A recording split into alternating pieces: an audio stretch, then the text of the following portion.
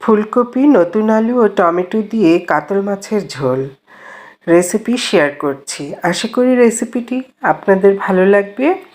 তো ভিউয়ার্স, এই রেসিপিটি দুপুরে থাকলে খাবারে তাহলে আর কথাই নেই, খুব জমিয়ে খাওয়া যাবে ভিউয়ার্স। তো চলুন এই রেসিপিটি দেখে নেওয়া যাক। প্রথমে ফুলকপির ফুলগুলো আমি ছাড়িয়ে নিচ্ছি।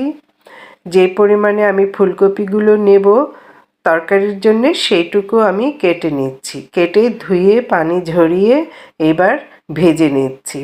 চুলায় একটি প্যান বসিয়ে তেল দিয়ে এগুলো সামান্য হলুদ দিয়ে আমি ভেজে নিচ্ছি।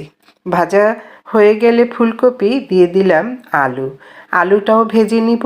নতুন আলু তরকারির স্বাদটা দ্বিগুণ করে দেয়। আর এবার কাতল মাছগুলো ভেজে নিচ্ছি। কাতল মাছের পিসগুলো ভালো করে ধুয়ে পরিষ্কার করে নিয়েছি। হলুদ লবণ মাখিয়ে 10 মিনিট রেখে এবার ভেজে নিচ্ছি। মাছগুলো ভাজা হয়ে গেলে একটি বাটিতে তুলে পাশে রেখে দেব। হালকা ব্রাউন কালার হলে আমি তুলে নেব। খুব কড়া ভাজবো না, তাহলে মাছটা খেতে ভালো লাগবে না। এবার রান্নার পালা। চুলায় একটি কড়াই বসিয়ে দিয়েছি। এতে পরিমাণ মতো তেল দিয়ে পেঁয়াজ কুচি দিয়ে দিলাম। পেঁয়াজ কুচিটা লাল হয়ে এলে দিয়ে দিলাম হলুদ, মরিচ, ধনিয়া গুঁড়া আর স্বাদ মতো লবণ দিয়ে এবার তেলে এটি কষিয়ে নিচ্ছি। ভিউয়ার্স, মশলাটা ভালো কষানো হলে তরকারির স্বাদটাও ভালো আসে। এভাবে কষানো হয়ে গেলে আমি আর একটু সামান্য পানি দিয়ে আরও কষিয়ে নেব। একটু সময় নিয়ে তেলটা উপরে চলে এলে এবার দিয়ে দিব আমি আলুটা যে ভেজে রেখেছিলাম সেই আলুটা দিয়ে দিলাম। আলুটা ভাজতে ভাজতে আমি সামান্য পানি দিয়ে ঢেকে দেব। আলু সেদ্ধ হতে খুব একটা সময় লাগবে না। নতুন আলু খুব তাড়াতাড়ি সেদ্ধ হয়। এবার আমি 3 মিনিট পর ফিরে এলাম। আলুটা প্রায় সেদ্ধ হয়ে এসেছে। এবার আমি ভেজে রাখা ফুলকপিগুলো দিয়ে দিলাম।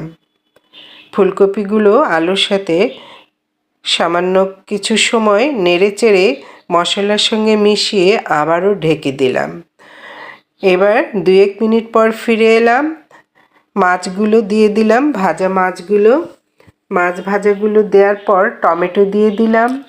আন্দাজ মতো ঝোলের জন্যে সামান্য পানি দিয়ে এবার ঢেকে দিলাম।